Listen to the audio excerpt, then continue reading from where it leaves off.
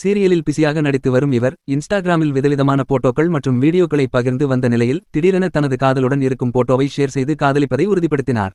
இவர்களுக்கு ஜூன் மாதம் நெருங்கிய உறவினர்கள் மற்றும் நண்பர்கள் முன்னிலையில் நிச்சயதார்த்தம் நடந்து முடிந்தது.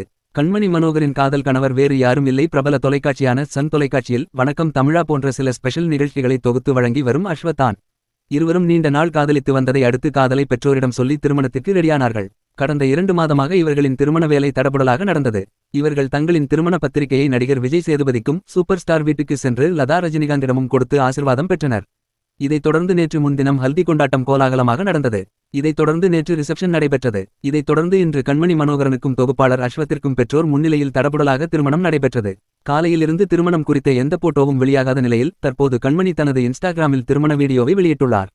அதில் கோல்டன் ஸ்பேரோ என் நெஞ்சில ஏரோ பாடல் ஒலிக்க என்ன கண்மணி ஓகேவா என பர்மிஷன் கேட்டு தாலி கட்டுகிறார் அஸ்வத். திருமண பந்தத்தில் இணைந்துள்ள இந்த